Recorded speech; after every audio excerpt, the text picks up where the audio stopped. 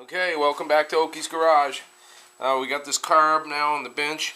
I cleaned it all off, cleaned the whole outside of it and everything with parts cleaner, or you can use carb cleaner, it doesn't matter. And so we're gonna pull this thing apart and see what it looks like inside. There's on this carb there's 3.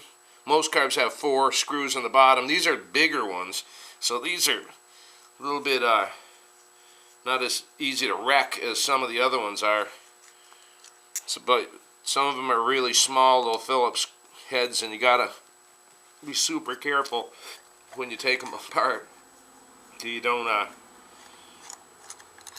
strip the screws out.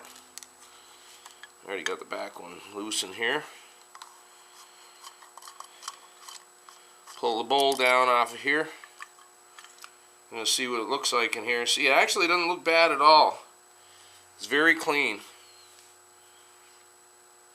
Hope you can see that. Yep.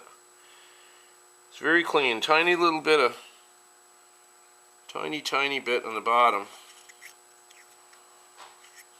A little catch down there, but basically that's pretty clean. So that's going to, seeing there isn't a bunch of gunk in there, it's going to make me tend to believe that that inlet and needle are just worn out, because he did tell me that he had cleaned this before, and after he cleaned it, it still leaked. So we're going to take that all apart and show you that. Okay, I hope you can still see this good. Yep. Okay, now the floats are right here, and there's a little inlet needle is right there, and that's what chances are is what's wrong. So there's another little screw, this is a smaller one, that holds a little pin in. You're going to take that out, take that little screw out, don't lose that, put all your parts, and make a nice little neat place for you to do this whole project. So now you can just take the whole thing out. So I'm taking out the inlet needle right here, which has a rubber tip on it, and the floats and the pin that holds it down. So we're just going to set the bowl aside. We're just going to jiggle this around a little bit. If there was a little sloshing or stuff, these plastic bowls are really good. Plastic floats are really good. I've very rarely seen any of these leaking. In the old days, when these were made out of like copper, there would be they would be soldered together, and there was a lot of times you'd take these out and you'd feel fluid in them. There'd be fuel inside of them, and that would be a definite indication, and that's why it's not working right, because they aren't floating like they're supposed to anymore. So we look at this little inlet needle, and right on the top there is a little bit of a distortion. I know you're never going to be able to see that on the camera, but I'd say what we're going to do is replace this needle and the seat. The seat is down inside of here, and again there's another little screw, even smaller still, that holds that down. So we're going to take that out. Make sure you use the right size screwdriver to do this. You do not want to, if you mess the head of that screw up, it's going to be really hard to get this apart. I got to grab a pair of pliers here, and I'm going to go into here. I'm going to grab onto that seat. I'm going to pull it out of there. Now this is the first time I took this apart, so we're both learning together here. As I just pulled this out, I noticed there was like no resistance. There was no resistance in that at all, which is not good. Which makes me think it's this also. That's this O-ring. That O-ring is worn out, and actually the gas, instead of maybe it isn't. That's how this works. This little, hope you can see that. I think I'm showing you good. That's how it goes up, and it seats itself. When the float goes up, it seals that up from gas going through there.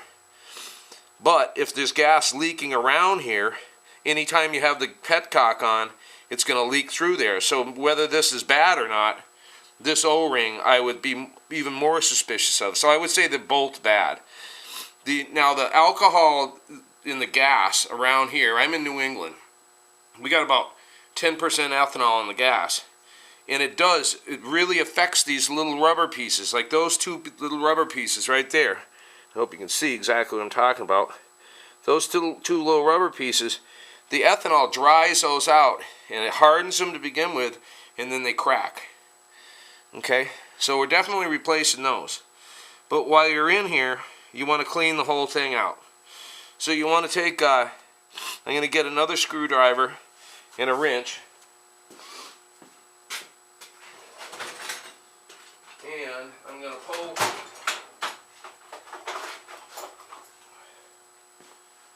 pull these jets out, and we're going to clean these jets while we're at it. Actually, I'm going to get a little bit bigger of a screwdriver than that. I got my old favorite here. Well, I think I broke my old favorite. You have to use the next to my old favorite. And you go in here. I hope you can see that I'm doing there.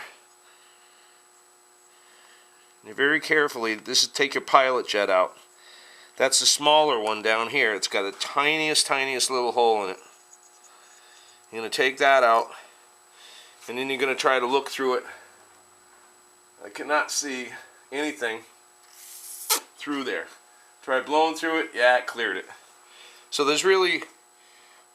isn't really clogged at all, but we want to clean that anyway. Blow some carb cleaner through that, and that'll be all set. And of course, that's the wrong size too. Always set up your videos so you don't have to walk away from the camera. But this is actually I'm using a spoke wrench, which just happens to fit that perfectly. And that's your main jet you're taking out right there. I hope you just saw where I took that out. That's your main jet. I don't know if you can see that, but it's nice and clear all the way through there. No problem. You might be able to see through this pilot jet too, but maybe not. I don't know if I'm going to be able to hold it on the exact right angle. Oh well, you can see through it. It's cleared, but we're still going to run some carb cleaner through it. So anyway, that's basically it. I would say the reason that this thing keeps overflowing is because of this O-ring and this inlet needle. You can buy this as a set. This is a Mikuni carb. So you just buy this from like Parts Unlimited. You can buy a brand new needle and seat, and that should solve your problems on your overflowing and stuff. But I basically showed you how to get the whole carb apart. There's really nothing else but that. If you really want to get fancy, you can take the choke out. It's not a bad idea to do it anyway. Take the choke out. I'll grab a wrench and we'll do that. Positive what size that is. I'm going to take the choke out too.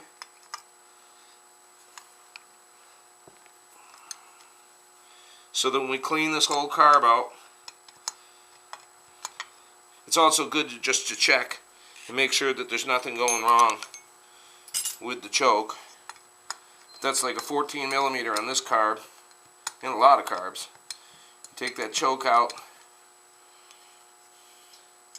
That's got a little O-ring there. That'd be a good idea to replace that too, so that can't suck any air through there. But now you got the whole carb. That's basically all you really take apart.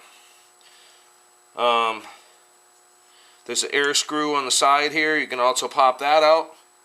We'll take that out. Now before we take that air screw out, we're going to count. We're going to go in here. I hope you can see what I'm doing. We're going to take a screwdriver and we're going to turn that in, because we want to see how many times it's turned out, so we can reset it the way it was. So we're going to take it, and there's one turn, 1.5, 2 turns, 2.5 turns that air screw was out. Now, the difference between an air screw and a fuel screw is that this is a two-stroke engine. So this is the intake side. This is where the air box is and the air filter is. So when there's a screw, an adjustment screw, if it's on the air side, it's an air screw. So it's actually controlling the amount of air that gets sucked through this little valley in here, this little tube in here, whatever you want to call it, a passage through there. Now on most all the four strokes, you'll see that the fuel screw is up front here or underneath but it's on the other side of the slide. It's on the engine side of the carburetor, and that's a fuel screw. So the more times that's turned out, the more fuel you get. But the more this is turned out, the more air you get. So definitely don't mix those two up, because it's you know, when you want to adjust your carb and stuff, if you get it backwards, you're just going to end up with backwards results. So we're just going to take that. We're going to pull that air screw out.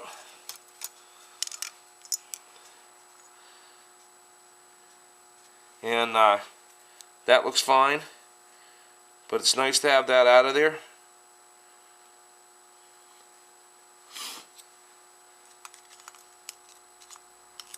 Actually, I'm noticing they really should have there's supposed to be a spring in there, and that spring is like not even existent in there. So we're gonna find a spring before we put that back in, and we'll make that right again. So anyway, that's how you get a carburetor apart, and all you have to do is clean it all off with some carb cleaner. We're going to replace that, like I already said 3 times, and you're all set. So until next time, bye.